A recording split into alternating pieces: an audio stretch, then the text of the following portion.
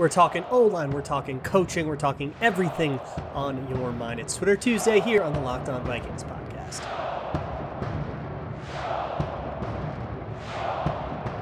Ooh-wee! You are Locked On Vikings, your daily Minnesota Vikings podcast, part of the Locked On Podcast Network, your team every day.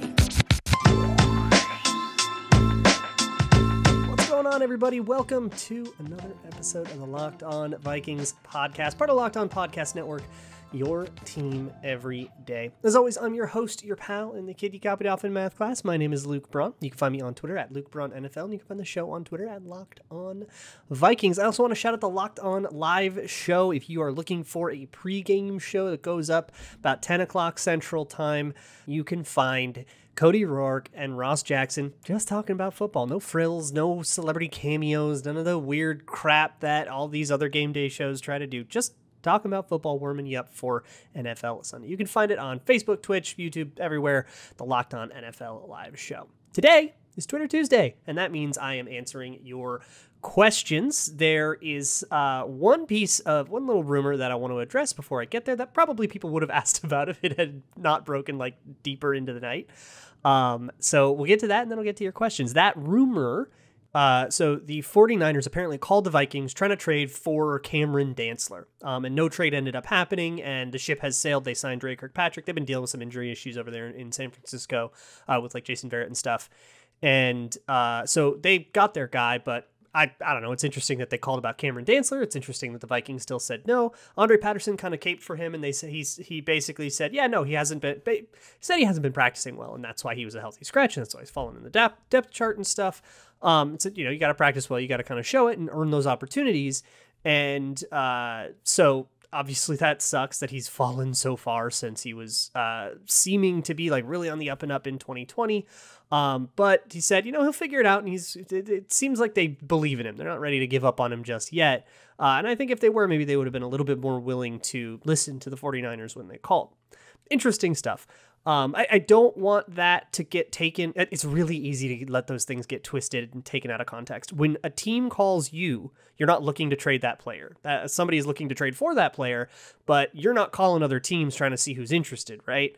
And even if you are, the trade market in the NFL is kind of everybody's throwing out feelers for everything, seeing what's there. Every player has his price, so to speak, right?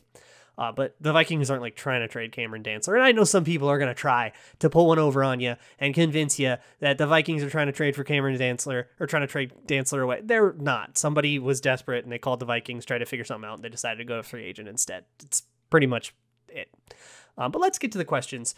So the first one comes from Vikings Disappointment Enthusiast, love it, who says, did the Vikings return to a 2019 coverage plan, or did they retain some of the simpler concepts of 2020 with the new, albeit veteran players? If they did move away from the 2020 coverages, could that help explain Dantzler's disappointing offseason? That's a really interesting thought. So basically, the Vikings went to a cover 2 in 2020. The simplest coverage ever, really easy to beat, but also really easy to execute. And so when you had a bunch of young players didn't know what they were doing, guys who were, taken up off the street 2 days ago, like Cordrea Tankersley and Chris Jones and all those guys, you can run cover 2 and you can kind of hide those corners and put a whole bunch of leverage on the safeties. That puts a ton of leverage on the safeties, but those guys were Anthony Harrison, Harrison Smith, and you'd rather put leverage on them than on like Chris Jones. And that was kind of the 2020 defense. What it was before that was a lot of man match kind of rules. And you can think of that basically as a set of kind of rules and like checks that a player will go through that says, okay, if he goes left, I cover him. If he goes right, I do this instead. And kind of this whole if-then series of like almost like a flow chart in your head about who you're supposed to cover. And then once you've figured out who you're supposed to cover, you play man-to-man on that guy. But it's not like true man-to-man where you line up pre-snap, you say, I have number 18. It's like, I have the outermost guy. Which isn't really a zone either. You're not looking at landmarks. It's like, I just have whoever ends up on the outside or whoever ends up being the deepest is my response. That's what match is.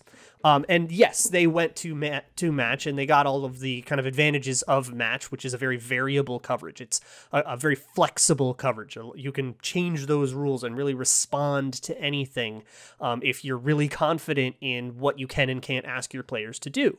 So Dantzler, the thing is, he did do some match stuff in 2020. They didn't hide Dantzler the way that they hid Harrison Hand. And actually, they didn't hide Harrison Hand on the outside as much in 2020. He had a couple of good games out there. Super limited, though.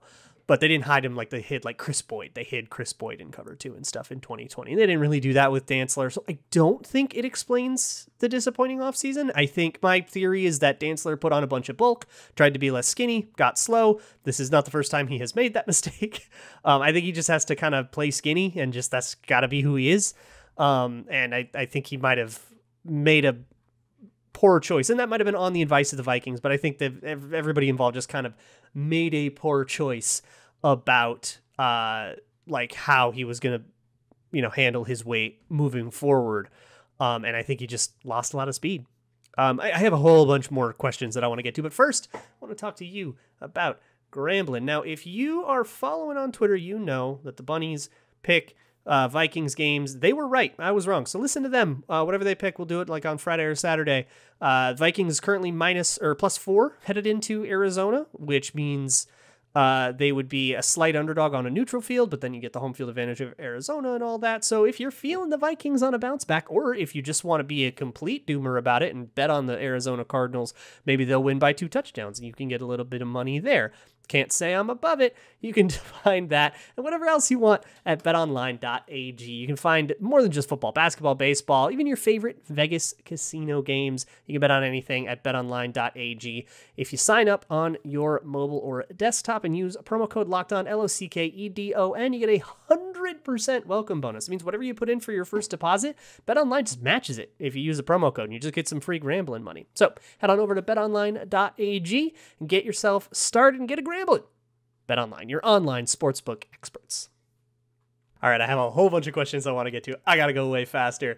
So the next one I'm going to get to comes from Troy MCC, who asks something a lot of people ask some version of this, which is, are you still high on Bradbury? Bradbury. So here's the funny thing about Bradbury. I didn't hear a peep about Garrett Bradbury outside of one play, which was a bad play, and people called it out. And then his PFF grade came out, and now he's public enemy #1. And I don't really agree with the PFF grade. I mean, I wouldn't call it a good game, but I think they were way too hard on him. They gave him a grade in like the 20s, which is like fire him into the sun bad. I don't think so. They will kill you for penalties. PFF is really, really harsh on penalties, and that's not inappropriate. I don't think they're wrong to be that. But essentially that grade tells you he got 2 holding penalties, and they credited him with 2 sacks, although one of those I think was Kirk Cousins' fault. So Bradbury, so the 2 holding penalties were really, really boneheaded, because those were blocks he had won, and then he torqued them, or he like grabbed somebody at the end of the play, and he won the block and did not need to hold, but then he held anyways. And that's just, I think, being nervous. And just kind of, that's another one of those week 1 jitter things. You just can't do that. And that's almost more frustrating. Rashad Hill got beat and desperately grabbed a guy's arm because, we'll try to get away with a hold in lieu of a sack. And if they call me, at least we keep the down. That is terrible. I mean, you got beat really bad, right? But it's almost more frustrating to win the rep and then hold anyways and ruin the win that you got. But he did get walked back a couple times, and he, of course, struggles with that kind of bull rush power thing. His stance just isn't good, and the Vikings just kind of know that about him, and they're just okay with it. So a lot of people were like, is he going to get benched? Is Mason Cole going to come in? All this stuff. I don't think so. I think the Vikings know about that problem. They have accepted that problem. They're just okay with it. It's just going to happen sometimes, and there are things that Garrett Bradbury does, and they've just kind of said, this is worth it to us. So we just kind of have to deal with that. The next one comes from Matt Battaglia, who says, why didn't the Vikings reach out to Russell Okung or Mitchell Schwartz? They honestly thought Hill and Udoh were legit starters. So they thought Hill was a legit starter. And I think there is a self-scouting problem with how much faith that they've put into Hill over the years.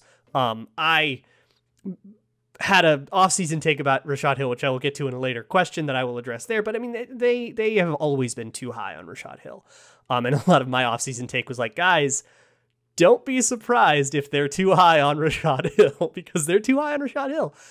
Oli Udoh earned it in his camp. I would definitely, if you saw what he did in camp, and I mean, you saw what he did in the preseason, he earned that starting gig. I don't think the Vikings made a self-scouting error. Now, it didn't carry over into the regular season, and camp and preseason are tough, but you got to reward a guy when he comes in. You give him an opportunity to win the job, and he won the job. And I think the fact that he came out and did poorly in his first game, I don't think that means that they should just ignore all camp results, which is basically the only way to like prevent that issue moving forward is to ignore all camp results. That just can't be the move. King Squeaks asks, how many times does Chandler Jones have to burn Rashad Hill before we punt Christian Darrisaw into the blaze? Man, is he even going to be active? He's hurt. He's not going to be the guy. It'd be Blake Brandel, or you're kicking Ezra Cleveland outside and putting like Mason Cole in at left guard. The pickings are slim, and the Vikings are kind of punished for getting rid of Riley Reif, right? They get rid of Riley Reif to save cap space. We can go into the many reasons that they needed to do that, and there's dead cap issues. There's Cousins' contract. There's other big contracts that are kind of weighing everything down, bars, and they had to deal with, they had to extend Harrison Smith. They saved some 2021 cap doing that, but they had to extend Brian O'Neill, and they've got, they were a top-heavy contract, like Mike Zimmer said, and getting rid of Riley Reif was kind of the only way that they could keep that, like, a roster together, and the fact that they were in that position, there's a lot of factors we could probably litigate there. But they don't have another tackle. Sorry, it's going to be Rashad Hill till Christian Darrisaw is healthy. And then even if Christian Darrisaw is healthy, he's got to know the calls. He's got to be ready to play. The only thing worse than a bad tackle is a tackle that doesn't know the calls. I guarantee you that it is worse to not know the calls. If you don't know who you're supposed to block, what the protection's supposed to be, if you go do the wrong guy, you're going to start seeing a lot more unblocked sacks than just when they blitz. You do not want that. And I know we're very, very good here in Vikings world at it can't be worse than whoever. It can always be worse. It is the one law of the Vikings. They can always make it worse. Please do not challenge them. Nate from Houston says, after watching Joe Mixon gash the Vikings for 127 on the ground, is Anthony Barr the key to our run defense? Along the same line, if we go into a base defense when Barr is back, which linebacker takes the third role? Second thing first, that's Nick Vigil. He had that third linebacker role for all of camp. It's definitely going to be him. Blake Lynch also took the strong side reps. He is the backup Barr. And Nick Vigil is Nick Vigil. So it's Nick Vigil. The first thing, it obviously doesn't help to lose your starter. I actually thought Blake Lynch did a decent job, and I liked Nick Vigil's game. I know PFF didn't like it, and they credited him with like 3 missed tackles, but all of those were like in the backfield with other guys rallying. And he slowed him down enough, and like that's good enough to me. So I don't know. The backups did okay. Obviously, losing Anthony Barr hurt some. I think they got gassed. Mike, it was like 95 degrees out. Michael Pierce got tired. Armin Watts went in and he got killed. Down the stretch too, when they're leading and they're in clock chew mode, it's a lot easier to run. So there's all that other stuff. Bump Jess says, what would the take on Cousins be if Shanahan was his coach? I think he'd get lit up if Shanahan were his coach. I mean, look, so there's a contingent of people that are going to blame Cousins either way, right, for everything. If I think it's Cousins' fault, I'll be on that too. I don't think, like, there's probably a contingent of people that are saying, well, it's Clint Kubiak's fault, not Cousins' fault. And if that guy were Shanahan, all those people would probably start blaming Cousins. So yeah, I think he would get absolutely wrecked. Jeff Teed says, I didn't hear his name much, but how was Patrick Peterson? Was he not targeted because he was a shutdown corner or because Breeland was forgetting how to corner? Breeland just like dying is going to take up the target kind of no matter what happens everywhere else on the field. I tried to explain, I'll link it in the show notes. I tried to explain what happened on the Jamar Chase thing. He was left one-on-one. I think he made a bad decision in terms of what he read the play to be, and he didn't turn his hips and go with the go route. He thought it was going to break inside, I think, and then he was wrong there. He had to guess, and he guessed wrong. So obviously that's a big mistake. I think Peterson, I thought was like fine. He got like okay PFF grade. I think he made a couple of mistakes in terms of like communications and stuff, but overall I thought he had a fine game. Before I finish out this mailbag, I want to talk to you about your car. I want you to take care of your car. I want you to make sure you are prepared for whatever happens here. Winter is on its way. I didn't want to say the Game of Thrones thing. And that means if you get stuck on the road and it's winter and it's cold, that can be really, really dangerous. And you definitely don't want to get stuck on the road. You want to have a tire kit in your car. You want to have jumper cables in your car. Have an ice scraper in your car if you live in the Great White North.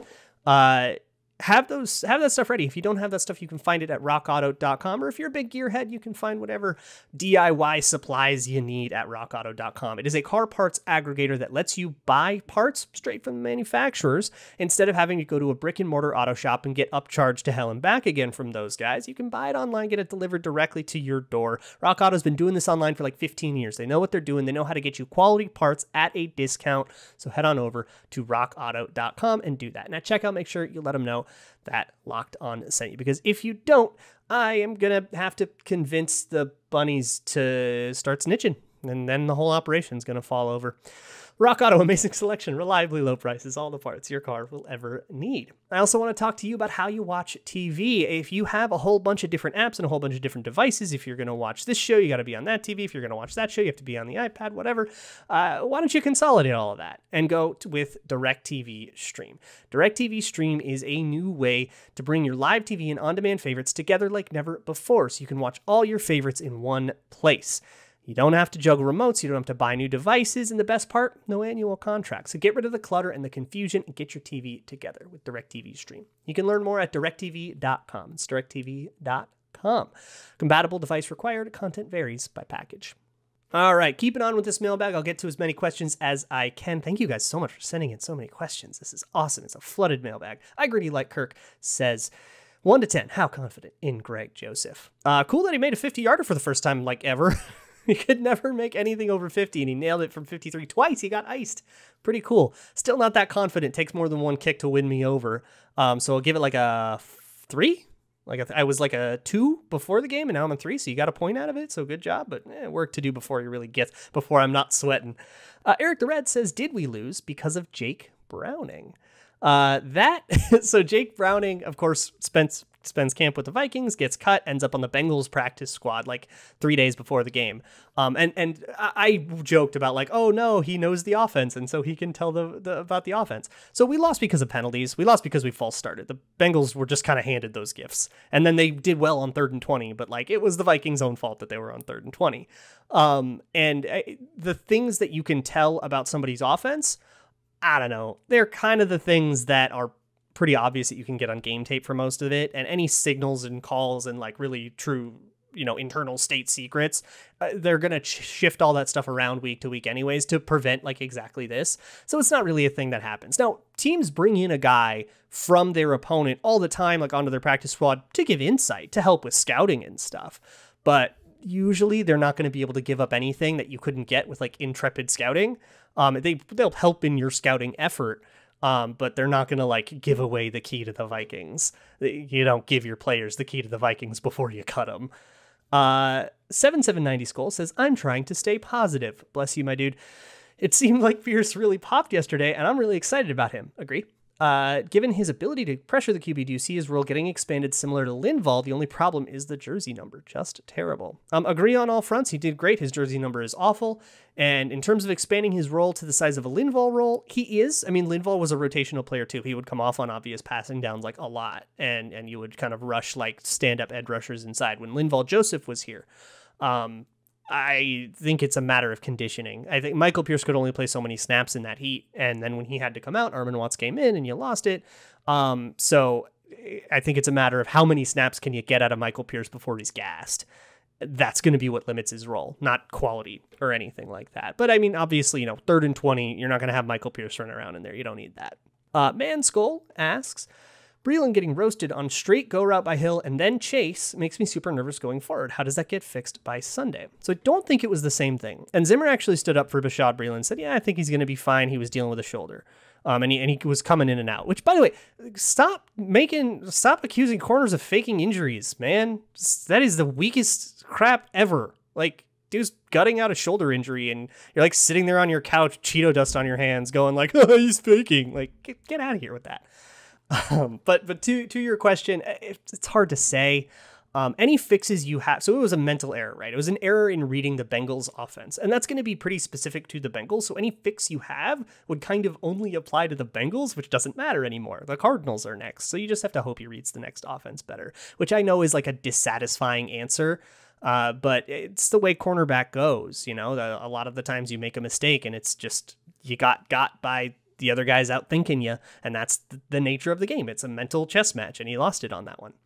Waka Waka says, how is it possible that the Vikings trot out an abysmal O-line for what seems like the 10th year in a row?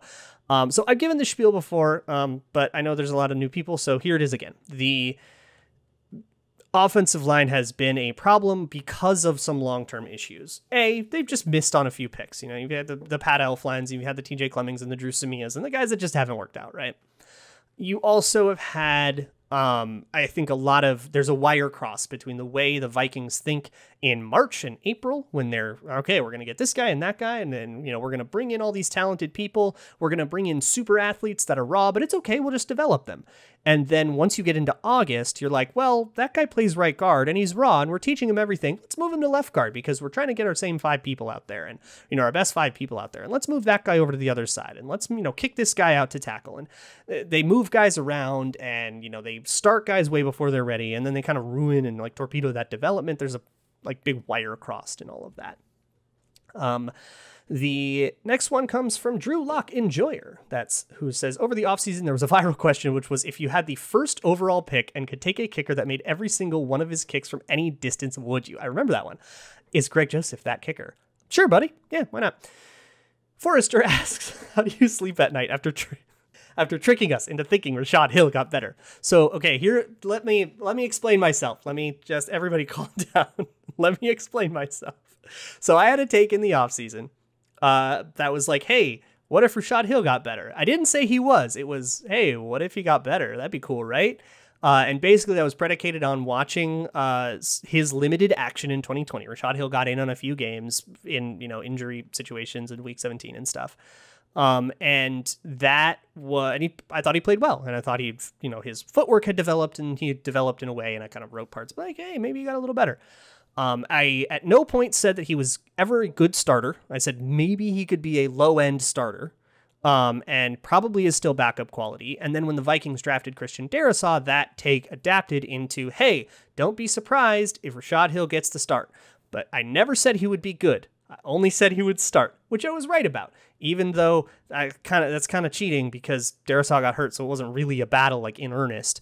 But my take was, look, Darrisaw's a rookie. He might not be ready to play right away. They like Rashad Hill probably a lot more than they should. Prepare yourself for Rashad Hill to start, even if you don't think he should. And that's what happened. So I hope you guys listened and prepared yourselves. If you didn't, that's not on me. So that's going to do it for this episode of Locked On Vikings. You know what? I'm going to do one more. Jackson NFL says, will the Vikings owners finally get tired of Mike Zimmer? What is it going to take? I think if he goes 1-5 again into the bye, and you do that for 2 years in a row, I think that's pretty sufficient. The Wilfs are an incredibly patient ownership group. I think that's a good thing for the most part. But I think if you take, coaches that are in the Mike Zimmer space where you feel like it's purgatory, you take John Gruden's, the Jeff Fishers, the guys, the Sean Payton going 7-9 every year. If Sean Payton, after that 7-9 stretch when they didn't have any defense, if he had a 3-8 start, he would have been fired. But instead, they had like a 13-3 season coming off of those 7-9s. So, and then he's still there, right? So, it takes an abysmal record. It takes like a mathematically eliminated in November kind of year. And if they're 3-8, if they're 1-5 into the bye 2 years in a row, I think is really bad. Obviously that's really bad. I think that's plenty sufficient. And I would probably be calling for it if they're 1-5, going into the bye again, which is a possibility. It's a tough schedule. So they got a lot of things to fix. We got to see if they're going to fix them. Now, tomorrow, we are going to talk to Ed Smith, who played tight end in the league in the 90s. He was on the 98 Falcons, who did unspeakable things to the Vikings. And we're going to talk to him about being a player and being on a lot of different teams and just kind of mentality and stuff. I can't wait for that conversation. So come through for that. And we have, of course, got Crossover Thursday. We'll talk to Bo and Alex at Locked On Cardinals. We got Bold Prediction Friday. All kinds of great stuff coming in over the week, so make sure you stick around. Also, check out the Locked On Bets podcast. Your boy Q and Lee Sterling getting your grambles straight. I will see you all tomorrow, and as always, Skol.